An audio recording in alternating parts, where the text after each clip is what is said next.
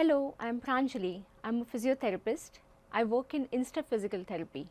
I have done my master's in neurosciences and my special area of interest is pediatric, that's kids. So here we are talking about best techniques to handle kids with special needs. So what are special needs? That means the kids who are medically diagnosed with cerebral palsy, autism or Down syndrome, but those are the medical terminology. Those kids just needs little bit of extra attention or extra environmental stimuli to grow as healthier as they can. Right now I am addressing the concerns of the parents that how to handle those kids. So we'll start with step number 1. When the kid is laying down on his back, what he's going to see? The ceiling. So that's not a great thing to see.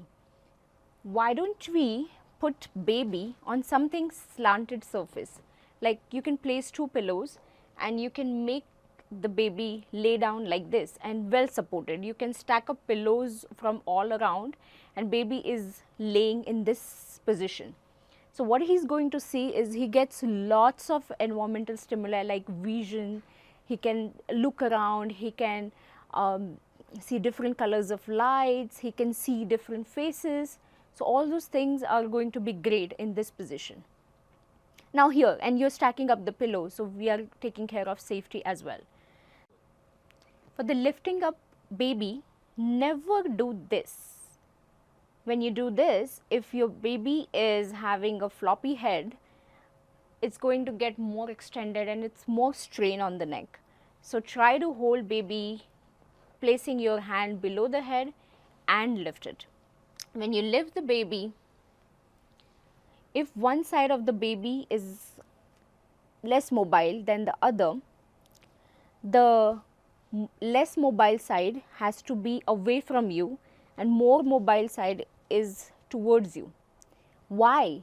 Because the less mobile side should get stimulus for the reaching activity, or it should be free to move all around, and baby gets stimulated to engage in the environment and reach for the things or use his little bit affected side more than usual. Then when you're holding the baby in this position, when you have a spastic baby, when the tone of the muscles are too much, this way holding is comfortable and you're holding kid's head and even the pelvis, and you're actually flexing the baby a little bit to avoid the extra tone. I advise parents to hold their spastic baby because they have a lot of pushing their head back, that is called as extensor thrust. To avoid that, you can hold your baby in your against your tummy and crossing your arms like this. So you're holding the baby's hips and pelvis in this position. So baby is looking around, engaging himself or herself in sound, music, faces, and then that's how baby gets more environmental stimuli. Next step I will be talking about is how to stimulate the sitting in baby.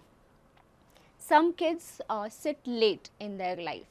So to stimulate more of sitting, we can make passively, or we can just make your baby sit against your tummy like this on your lap. So legs are wide apart, probably the feet can be touched to the ground, or just keep it landing like that. But you're well supporting the baby against your own body.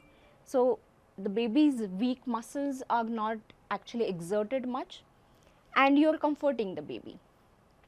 Here, when you're holding the baby nicely, baby is again having lot of area or lot of engagement in the surrounding, and that's how he gets to see people, he gets to again participate in things around him or her. Common question asked by parents, that is tummy laying position is good for my baby, and what my suggestion is, it's good.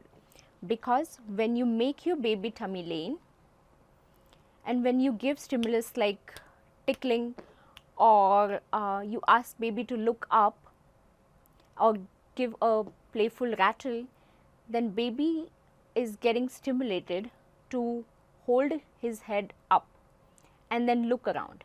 So he will start weight bearing on hands and head holding is facilitated. So this is a good position in which you just have to make sure that too much of tummy laying, baby is actually restricting himself in limited zone. So what we can do is place like 2 pillows over there and place your baby on top of it. So, and you're securing or guarding the baby. So here you go, that baby is looking around and engaging again in different activities. So this is a good position. Now, how to hold baby when you have when baby has a lot of spasticity in legs. So to avoid that, as I have previously mentioned, that this position is good, but the next position is at your hips this way, so that you are engaging your baby one on one, and again the baby's hips are wide abducted or wide apart. That way there would be not too much of spasticity or too much of crossing of legs here, and that way you can just separate the legs. When you have a kid with lots of tone in their body or scissoring pattern or too much of spasticity, to reduce that too much of tone, what we can do is rocking motion. So you hold your baby either close to you and you can rock your own body, or you can hold baby little bit away from you and rock your own hands. So this soothing pattern is little bit of movement is going to be helpful for the baby to reduce tone.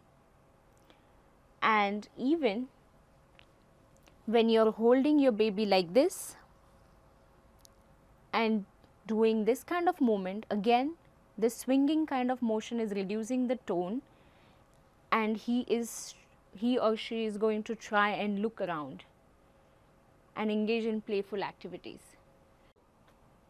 To reduce the spasticity, as we said that the swinging is going to help, again the vertical bouncing is also going to help. So hold the baby at his hip and hands together, and you can even do little bit of bouncing movement to reduce the spasticity.